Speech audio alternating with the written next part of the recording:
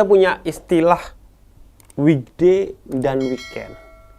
Weekday adalah hari-hari di mana umumnya orang bekerja, yaitu Senin sampai Jumat. Dan weekend adalah hari-hari di mana umumnya orang berlibur dari pekerjaannya, entah di rumah atau ke tempat wisata, yaitu hari Sabtu dan Minggu. Ini adalah satu budaya yang identik dengan revolusi industri pada abad ke-18 dan 19, di mana banyaknya buruh yang kemudian menyebabkan mereka selama 5 hari bekerja dan 2 hari berlibur. Lantaran pabrik-pabrik tumbuh begitu pesat di era revolusi industri, baik di Inggris maupun di Prancis, yang kemudian mempengaruhi seluruh dunia. Nah, kemudian ada masalah pada tradisi weekend dan weekday ini. Masalahnya adalah ketika libur, kita mikirin kerja, dan ketika kerja, kita berharap libur.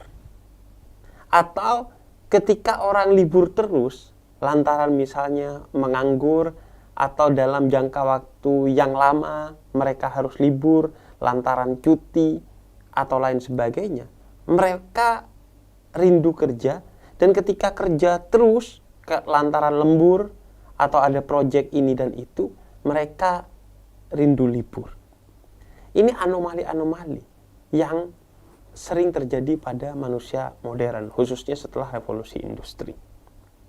Di antara contohnya yang lain, selama weekday mereka ngumpulin duit buat liburan di weekend dengan bekerja, dan saat weekend mereka ngehamburin semua duitnya untuk kemudian bekerja lagi, kemudian dihabiskan lagi saat weekend, dan terus begitu menjadi lingkaran setan yang akhirnya hidup hanya antara liburan dan kerja, sehingga minim atau bahkan hampa dari makna, karena fokus kita cuma itu.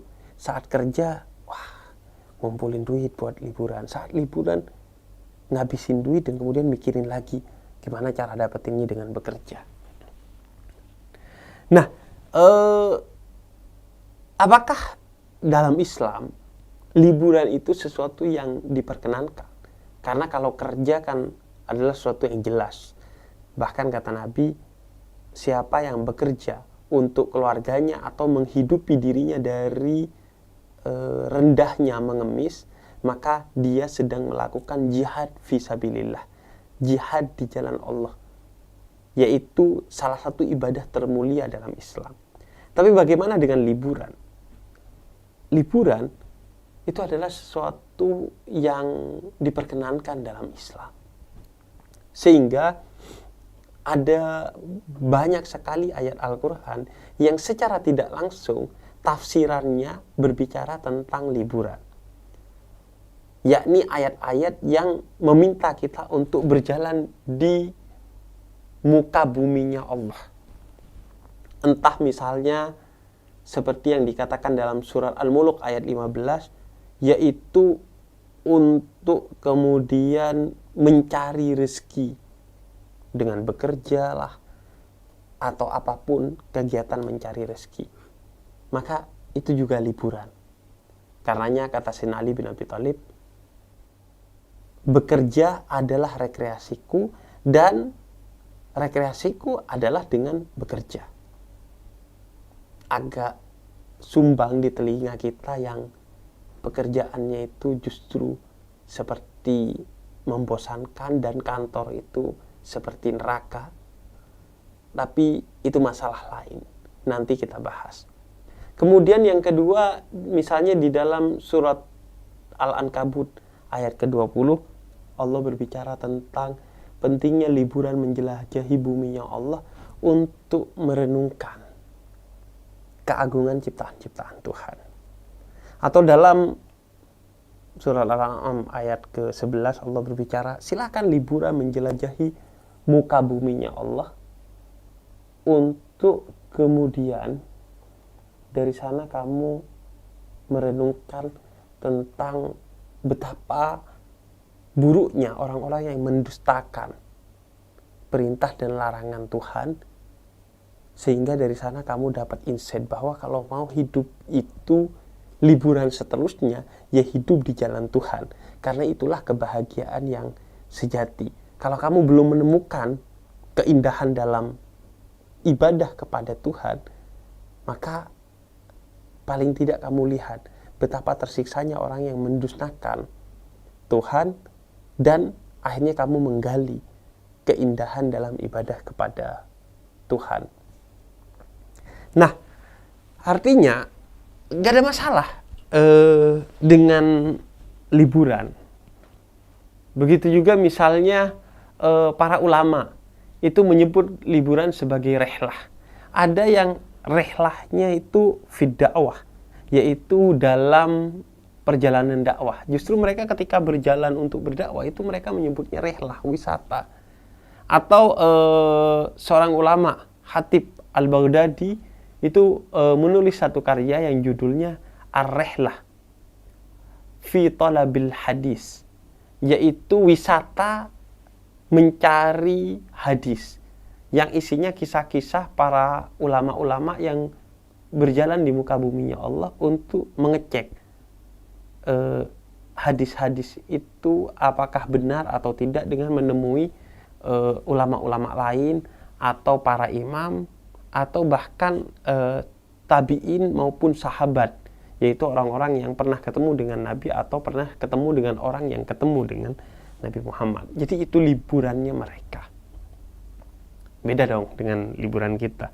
Liburan kita kadang maksiat. Nah, artinya gak ada masalah dengan liburan. Dan gak ada masalah juga dengan kerja. Yang kemudian masalah adalah bagaimana kita bekerja dan bagaimana kita liburan.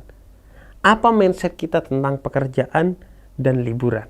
Itu yang kemudian bikin kita terjebak dalam anomali ini dan itu. Liburan gak membahagiakan, kerja juga nyuntukin. Nah, karenanya kemudian budaya weekday dan weekend ini itu dikritik oleh seorang filosof namanya Herbert Marcuse di tahun 1970-an yang menyebut budaya weekend itu sebagai masturbasi kebudayaan. Artinya bahwa kamu mencari kenikmatan sesaat yang tidak sejati. Sehingga ya udah pas liburan kamu merasa enjoy, padahal ya sebenarnya kamu sedang menipu dirimu sendiri. Kamu gak enjoy. Itu terjadi kaitannya dengan weekday, kata Herbert Marcuse, yakni tertundanya upaya untuk mendapatkan kebahagiaan karena kita tidak berkuasa atas waktu, sehingga kemudian diciptakanlah weekend seolah-olah hari untuk berlibur. Padahal kalau misalnya seperti Sayyidina Ali dalam mindset memilih pekerjaan dan bekerja, yaitu bekerja adalah rekreasiku dan kantor adalah tempat liburanku, maka seharusnya weekday juga akan jadi momentum liburan bagi kita. Tapi kan masalahnya kita tidak menjalani pekerjaan seperti itu dan tidak memilih pekerjaan yang seperti itu. Itu yang kemudian dikritik oleh Herbert Marcuse. Kata dia, lantaran dari awal bekerja kita itu bermasalah. Kerja itu seharusnya work as a calling, yaitu upaya untuk kita mengaktualisasikan diri, upaya kita untuk berkarya. Panggilannya bersifat batin, bukan bekerja sebagai work as a job, yaitu panggilan lahiriah aja untuk sekedar memenuhi pundi-pundi materi meskipun kita tersiksa dengannya. Nah, ini pergeserannya. Dari awal kita bekerja dan mencari pekerjaan tidak sesuai dengan apa yang menjadi passion kita, apa yang menjadi jati diri kita. Sehingga ketika bekerja kita suntuk betul, kita merasa tersiksa, tapi ya udah dijalani aja karena menurut kita itulah cara kita mendapatkan duit. Padahal kita seolah-olah lupa bahwa bisa aja lo dapat duit dari sesuatu yang lo asikin gitu. Bahkan ketika lo dapetin duit dari sesuatu yang lo asikin, setiap hari bukan hanya liburan, tapi setiap hari adalah pertumbuhan karena lo sedang mengaktualisasikan dirinya, sehingga semakin hari bukan semakin drop kualitas diri lo, tapi semakin meningkat kualitas diri lo karena apa yang Tuhan beri sebagai keunggulan bagi diri lo asah terus setiap hari sehingga makin tajam. Dan karenanya lo makin bersyukur. Nah, itu yang kemudian disebut oleh Herbert Marcuse sebagai work as a calling, bekerja sebagai panggilan batin, bukan soal panggilan lahir belaka. Makanya Sayyidina Ali bin Abi Thalib itu menyebut bekerja adalah rekreasiku. Karena ketika bekerja, aku enjoy. Dan